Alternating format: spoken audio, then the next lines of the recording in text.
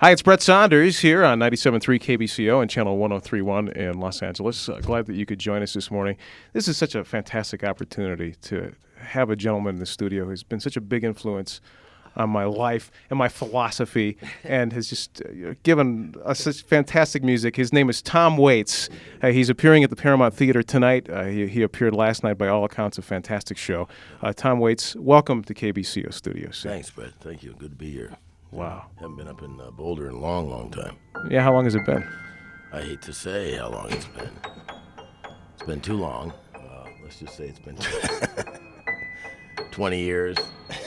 Wow. Something like that. I don't know. I mean, I played in Boulder, played in Tulagis a long, long time ago.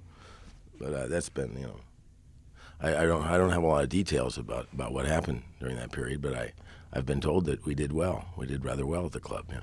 I'm sure you could sell out Tulagis at this juncture, Tom. Okay. Not a problem. All right. All right. So maybe you could play something for us. Got the piano in here for you. Oh, boy, you just got right out of the box here. Yeah. Huh? Right into the... Oh, man, I don't know. Okay. Here's some music. I thought we were going to talk a little bit for... I don't know. My choice? Absolutely. Anything you like.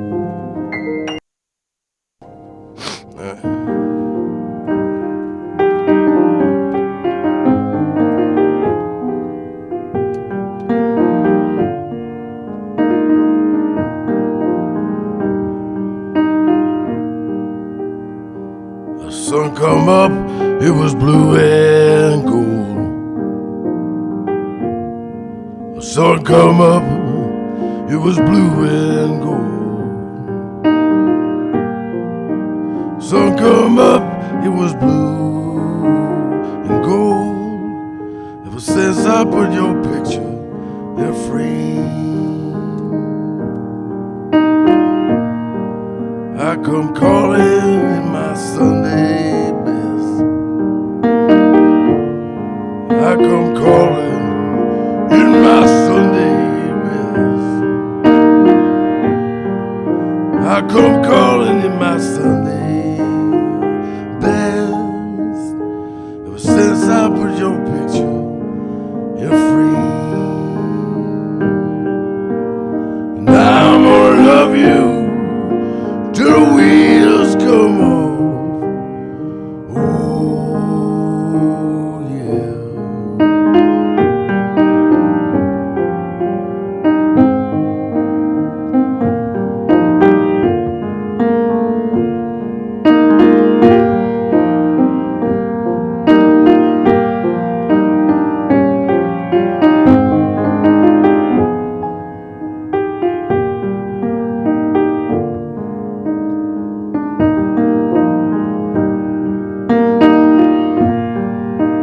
I'm gonna love you till the wheels come off.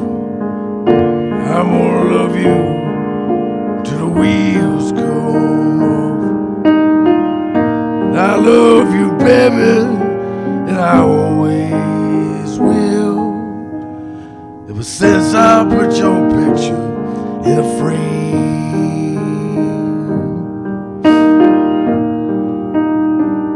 I love you, baby, and I always will. Ever since I put your picture in a frame. Ever since I put your picture in a frame. Oh, yeah.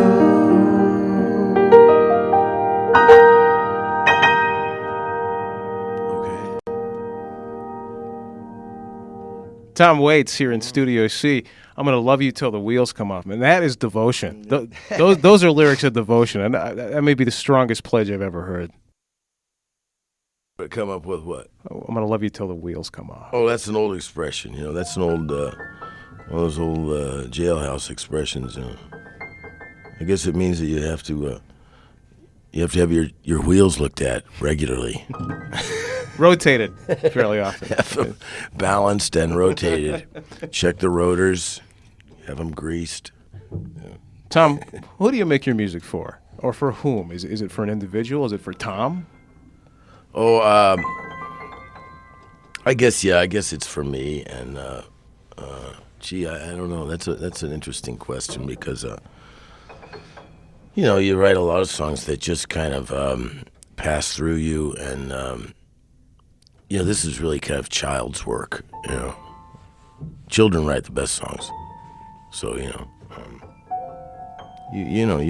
write them for yourself, and then I don't know where they come from. They kind of come from all kinds of places. You build them out of things you see and remember and find and have felt before and feeling now, and take notes, and I don't know really who I write them for.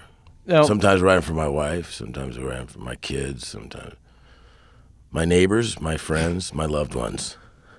It's like selling salve, When I was I sent away when I was a kid on the back of a comic book, and I could get a signet ring with my own initials on it, and I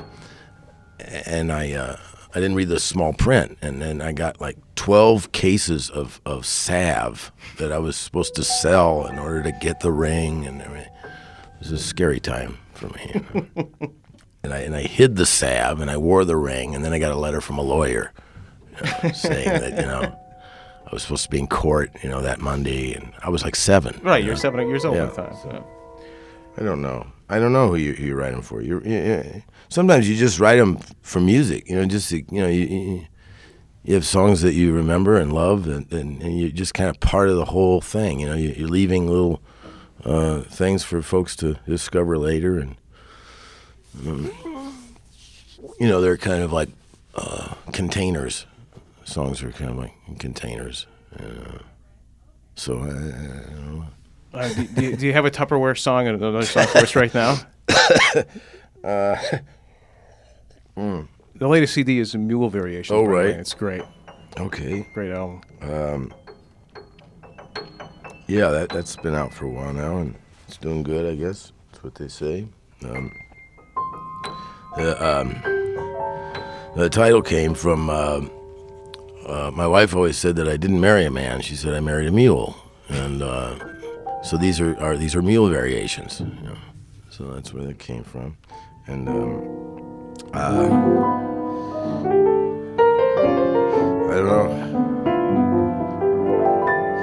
don't know what else to play here. What do you have? Do you have any requests? I like the one on Mule Variations about "Come On Off the Cross." We could use the wood. Oh, right. Yeah, that's I probably ought to do that one with the band. Is the band here? No, we're all by ourselves here. Let's see.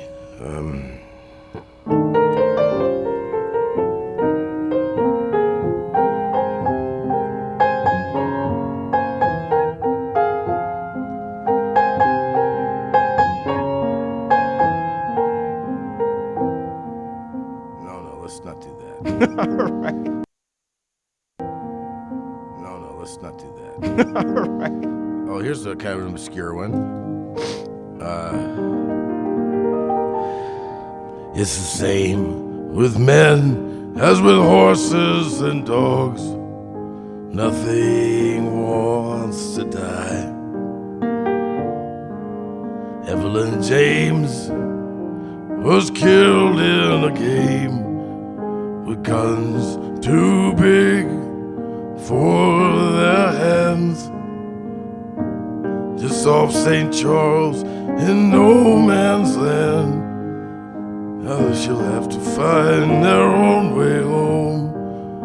Boys, they will have to find their own way home.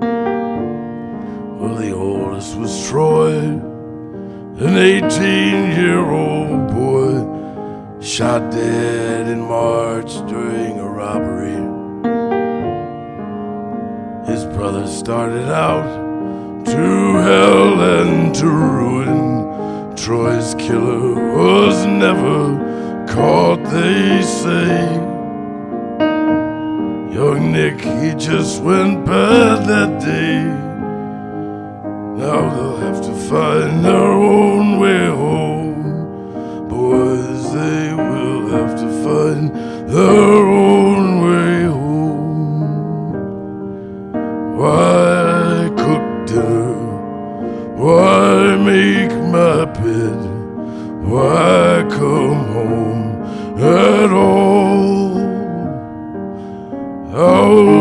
door and through the woods. There's a world where nothing grows.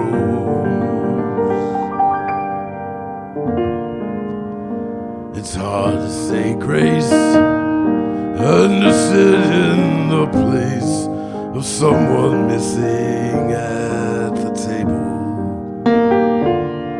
Mom's hair sprayed tight, with her face in her hands. She's watching TV to find answers to me. After all, she's only human, and she's trying to find her own way home. Boys, she's trying to find her own way home. My legs ache, my heart is sore, the well is full of pennies.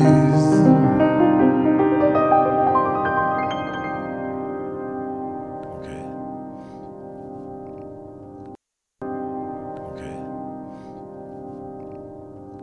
Tom Waits in Studio C here at 97.3 KBCO and Channel 103.1 in Los Angeles. Tom, it's great to have you in front of me. I mean, the opportunity to just sit here and talk to you today. Okay. It's been a long time since we've heard any new studio material from you. The recent Mule Variations, there's been quite a few years. You had the Black Rider with William S. Burroughs there. Right. But why, your fans want to know why it's been such a long time since we've heard anything. Oh, I don't know. Traffic school. I was in traffic school for a while, and it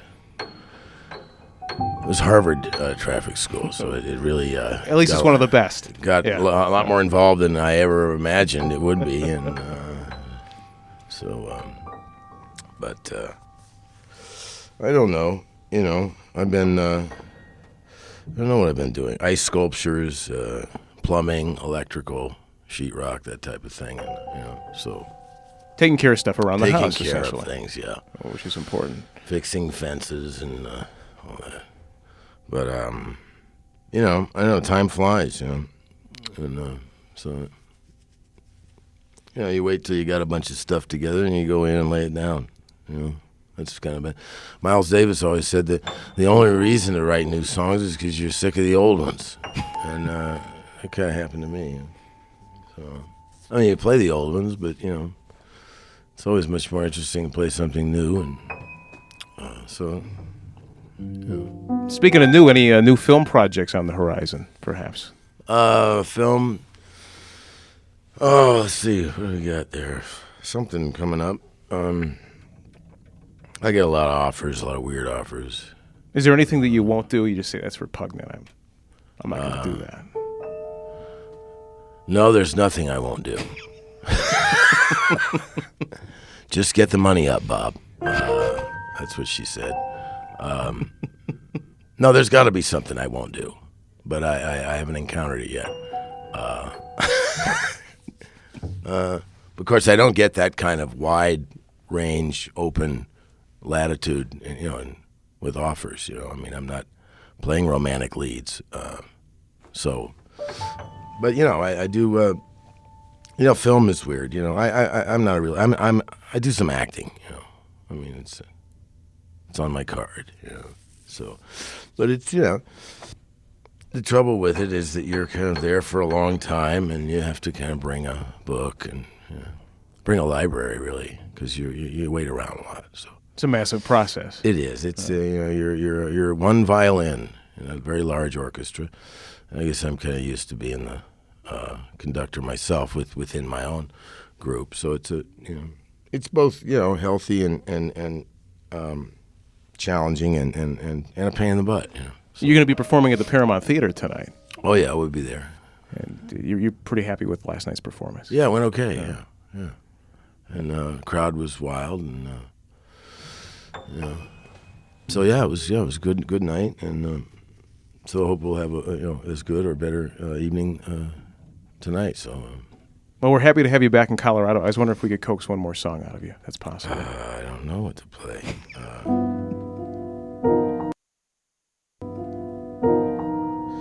Doing all these slow songs. not up yet.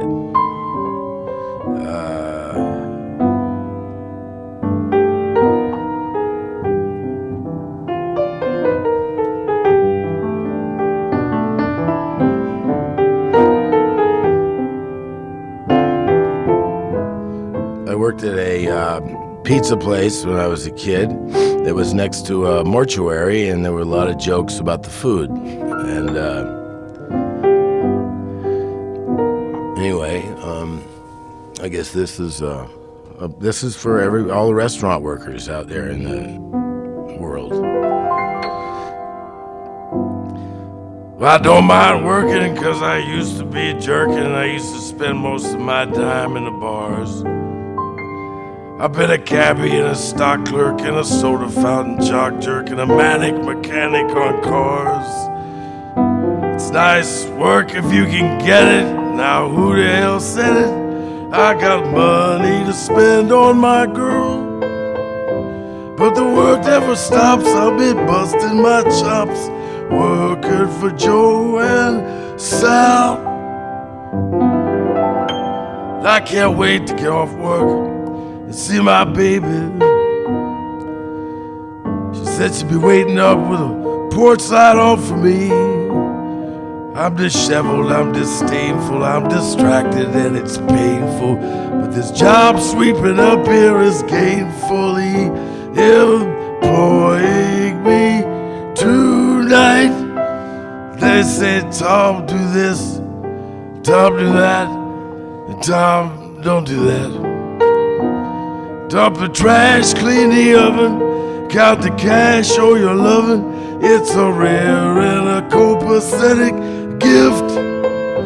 I'm a moonlight watchmanic. It's hard to be romantic when you're sweeping up over by the cigarette machine.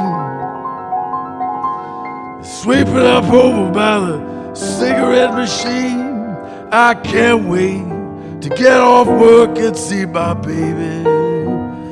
She said she'd be waiting up with a magazine for me. Clean the bathrooms and clean them good. Oh, your loving, I wish you would. Come down here and sweep me off my feet. This broom will have to be my baby. If I hurry, I just might get off before the dawn's early light. Okay. Tom waits.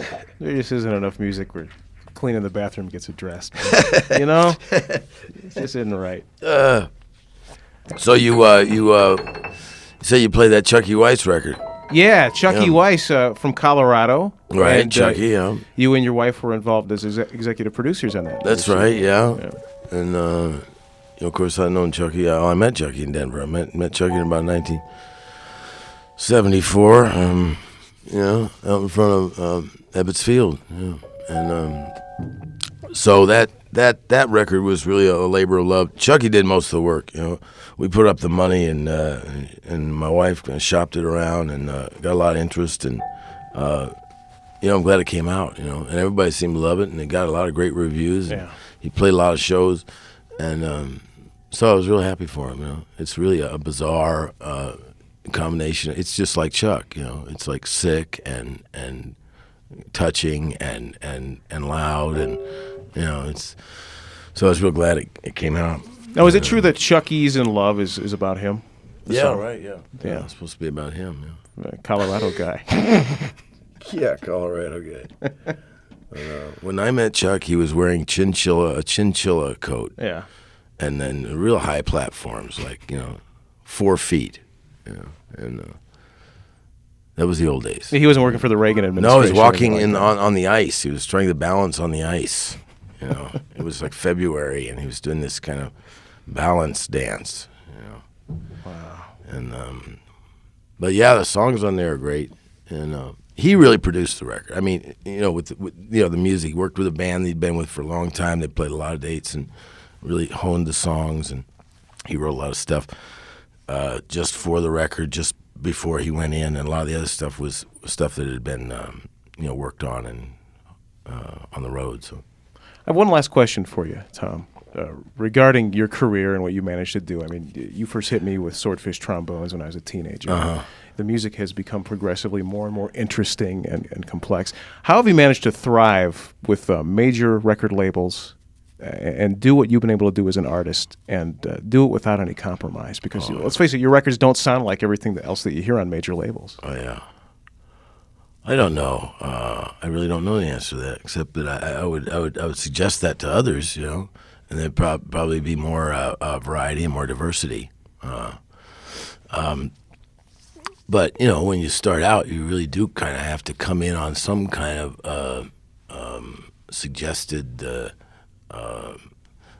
music that's already there. I mean, I'm not totally original. I draw from all kinds of sources, and I listen to a lot of things, and I don't see myself as completely original, but but I'd say that's I would recommend that if you are starting out, that you stay with your own stuff, find out who you are, and stay with your mining your own unique qualities, and rather than trying to sound like somebody else. I mean, you do start out sounding like somebody else, and slowly you become yourself. So it's kind of like life, Yeah. All right. Well, Tom, it's been a great pleasure to have you here in Studio C. Okay. Can we get one more before you go? I'll play a little bit of that Jesus Blood because I know you like that. But yeah, it's a great pleasure to have you here in Studio C. Okay. Can we get one more before you go? I'll play a little bit of that Jesus Blood because I know you like that. But yeah, it's a great story too. Oh, this was the Gavin Bryars, and this was a song that was discovered through I did a documentary on songs that people remembered from their childhood, and they interviewed a lot of homeless people in England, and they went under the bridges and out to the beach and downtown, and they found people that they asked them what are their favorite songs, what are the songs they carry with them, and what are the songs that mean something to them that they. And these are a lot of people who have lost everything, and maybe all they've got is these memories and these songs. And this was one that they found, and so Gavin Bryars orchestrated it, and it was called Jesus Blood, Never Failed Me Yet, and he made a record with that title. It's a beautiful record too. But I heard it on my wife's birthday at about 3 o'clock in the morning coming out of the radio, and I didn't know what it was. And it went on and on and on. And so it's one of those, it almost sounds like a kid's song. But I'll just play a little bit of it. Yeah, because it's 74 minutes long. It's 74 minutes, and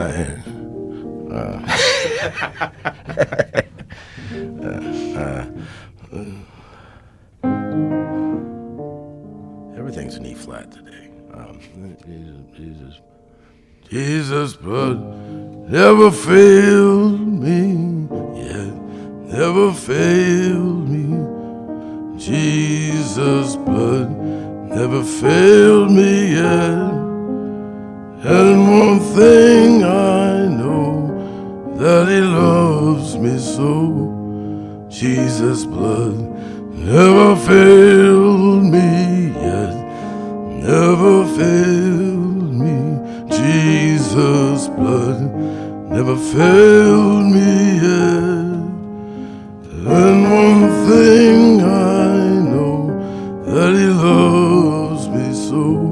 Jesus' blood never failed me yet, never failed me.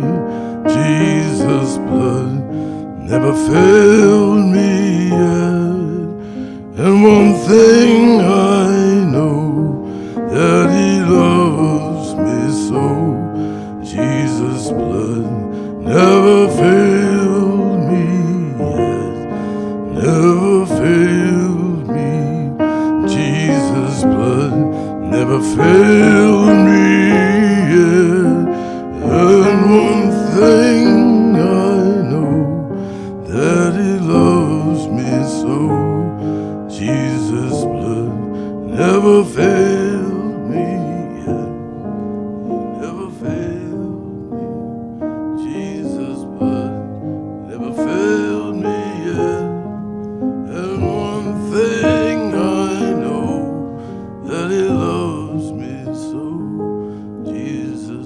but never failed me yet. Never failed me, Jesus, but never failed me yet. And one thing I know, that he loves me so, Jesus, but never failed me yet. Never failed.